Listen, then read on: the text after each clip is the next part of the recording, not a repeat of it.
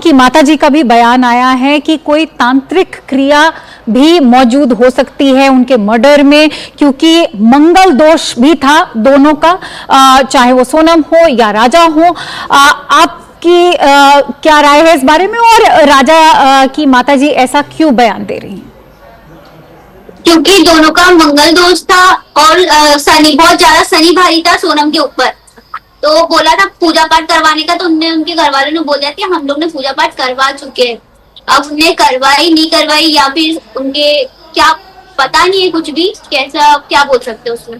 शशि, राजा जी की माताजी का यह भी कहना है कि परिवार के लोग, सोनम के परिवार के लोग काफी जल्दी में थे इस शादी को पक्का करने के लिए।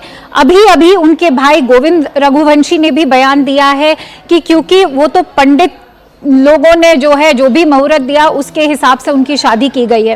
तो थोड़ा इस बारे में क्लैरिटी देंगे कि सोनम के परिवार वाले इतनी जल्दी में क्यों थे इस शादी को तय करने? बहुत जल्दी, मतलब सगाई भी बहुत जल्दी हो गई थी, और शादी में भी मतलब पूरे टाइम रात में इतनी जल्दी कर रहे थे हर चीज में। फोटोशूट हो रहा था तो नहीं बाद में करना, फोटोशूट पहले, शादी का टाइम हो रहा है शादी कर लो, हर चीज में बहुत ज्यादा जल्दी कर रहे थे वो लोग। ऐसा लग रहा था कि लड़की को भगाने की कोशिश कर रहे हैं। कोई भी माँ बाप इतनी जल्दी नहीं करता शादी में, वो लोग ऐसे कर रहे थे।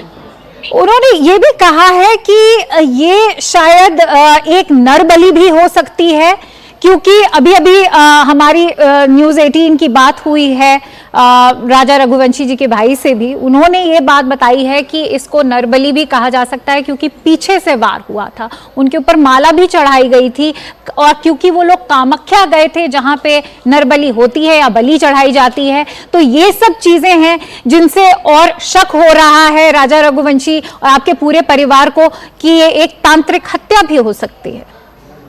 वो सब तो नहीं पता, लेकिन हाँ कामाख्या देवी में नरबलि चलती है ये तो पता है मुझे, लेकिन उनने क्या सोच के ये सब किया है ये सब तो कोई आइडिया नहीं है जी। और आप हमें बता सकती हैं कि सोनम रघुवंशी से आपकी शादी के पहले या शादी के बाद कोई भी बातचीत हुई हो उनके व्यवहार में, जैसे कि राजा अपने भाई को भी बता चुके हैं, अपने दोस्तों को भी बता चुके हैं कि वो शादी करने से हिचक रही थी, ऐसा आपको कुछ पता चला या आपकी जानकारी में कुछ ऐसी बातें हैं?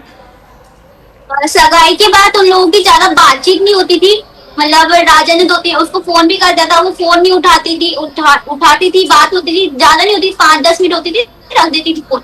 तो ऐसा मतलब उसको लगा कि शायद इसको इंटरेस्ट नहीं है मेरे फोन में। तो उसने मम्मी को बताया, तो मम्मी ने उनकी मम्मी से बात की कि सोनम राजा से क्यों नहीं बात कर रही है, इंटरेस्ट नहीं है क्या, पसंद नहीं है क्या राजा। तो उनकी मम्मी ने ये बोल दिया कि ऑफिस से आती है, थक जाती है, इसलिए वो बात नहीं करती है। फिर उसके बाद सोनम बात करने लगी, लेकिन तब भी वो अच्छे से बात नहीं करती थी। राजा मतलब इंटरेस्ट, राजा को यही लगता था कि पसंद ही नहीं आ रहा था उसको, ऐसा लग रहा था। All right, Anshul is joining me with more inputs. Anshul, of course, versions coming in from both sides of the family, whether Sonam's or Raja's. But the fact of the matter remains that Sonam is still in custody, and the Shillong police has also been sharing some shocking details which have added to the latest twists in this entire murder plot. Share with us all those latest twists now that have come to the forefront.